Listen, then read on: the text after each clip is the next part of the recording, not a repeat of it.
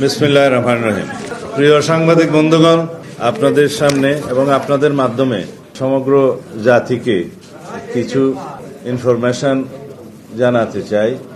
আগামী 25শে ডিসেম্বর আমাদের প্রিয় নেতা জনাব তারেক রহমান স্বদেশ প্রত্যাবর্তন কালে যে সমস্ত আয়োজন, অনুষ্ঠান এবং যে সমস্ত ব্যবস্থা আমরা গ্রহণ করেছি সেগুলো আপনাদেরকে জানাবো এবং সমস্ত বিষয়ে দেশবাসীর সহযোগিতা, আপনাদের সহযোগিতা কামনা করছি।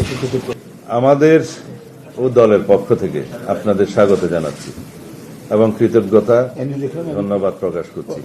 সমগ্র জাতির 17 বছর ব্যাপী দীর্ঘ প্রতীক্ষার অবসান করতে যাচ্ছে। আমাদের প্রিয় নেতা বিএনপির ভারপ্রাপ্ত চেয়ারম্যান জনাব তারেক রহমান স্বদেশ প্রত্যাবর্তন করছেন ইনশাআল্লাহ। শুরুতেই আমি দেশবাসীর প্রতি কৃতজ্ঞতা ও ধন্যবাদ প্রকাশ করতে চাই। তারা আমাদের অভ্যর্থনা আয়োজনের প্রতি যে অকুণ্ঠ সহযোগিতা প্রদর্শন করেছেন সেটা অবিস্মরণীয়। একই সাথে আন্তরিক ক্ষমা প্রার্থনা করতে চাই যে প্রিয় নেতার স্বদেশ প্রত্যাবর্তনের এই ঐতিহাসিক আয়োজনকে বাস্তবায়িত করতে দলের পক্ষ থেকে অনিবার্য, অত্যাবশ্যক এবং ন্যূনতম যে সকল কর্মসূচি গৃহীত হয়েছে সেজন্য সৃষ্ট অসুবিধা ও কষ্টের জন্য।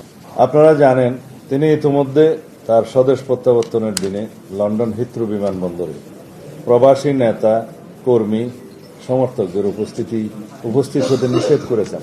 বাংলাদেশেও আমাদের কোনো কর্মসূচি যেন জনদুর্ভোগের কারণ না সৃষ্টি করে। আমরা তার নির্দেশনা পালনের আন্তরিক শত চেষ্টা সত্ত্বেও সেটা হয়তো 100% প্রতিপালন করতে পারিনি। তিনি স্পষ্ট নির্দেশনা দিয়েছেন, তিনি বিমানবন্দর থেকে সরাসরি তার চিকিৎসাধীন গুরুতর অসুস্থ মা, বাংলাদেশের অভিভাবক দেশনেত্রী বেগম খালেদা জিয়াকে দেখতে হাসপাতালে যাবেন। যেতে চান তার পিতা, মহান স্বাধীনতার ঘোষক শহীদ জিয়ার মাজার জিয়ারতে, যেতে চান ভাইয়ের কবরের পাশে। জনদুর্ভোগ পরিহার করতে তিনি সরকারি ছুটির দিনকে তার প্রত্যাবর্তনের দিন হিসেবে নির্ধারণ করেছেন। তার নির্দেশনা প্রতিপালন করতে যে জনদুর্ভোগের বিষয় মাথায় রেখে আমরা রাজধানীর কেন্দ্রীয় কোনো স্থানে যেমন সোহরাওয়ার্দী উদ্যান বা মানিক মিয়া এভিনিউকে আমাদের কর্মসূচিতে অন্তর্ভুক্ত করিনি।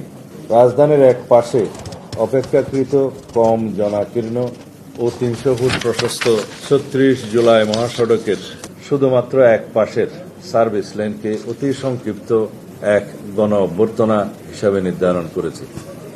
এটা কোনো জনসভা নয়, সম্বর্ধনা অনুষ্ঠানও নয়, শুধুমাত্র দেশবাসীর প্রতি তার আন্তরিক কৃতজ্ঞতা প্রকাশ ও দেশনেত্রী সহ দেশের সকলের কল্যাণ কামনায় দোয়ার অনুরোধের অনুষ্ঠান। আমাদের প্রথম দিনের অনুষ্ঠান বিমানবন্দর থেকে 300 ফিট রাস্তায় অভ্যর্থনা স্থল, সেখান থেকে দেশনেত্রী বেগম খালেদা জিয়াকে দেখতে যাওয়া এভার কেয়ার হাসপাতাল থেকে তিনি সরাসরি বাসভবনে চলে আসবেন।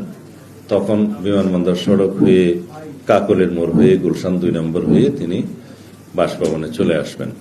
সেদিন আর অন্য কোনো অনুষ্ঠান হবে না। 26 তারিখ শুক্রবার বাদ জুম্মা তিনি বাসভবন থেকে রওনা হয়ে প্রথমে শহীদ জিয়ার মাজার জিয়ারত করবেন এবং সেখান থেকে জাতীয় স্মৃতিসৌধে তিনি শ্রদ্ধা জ্ঞাপন করতে যাবেন। এটা 26 তারিখ।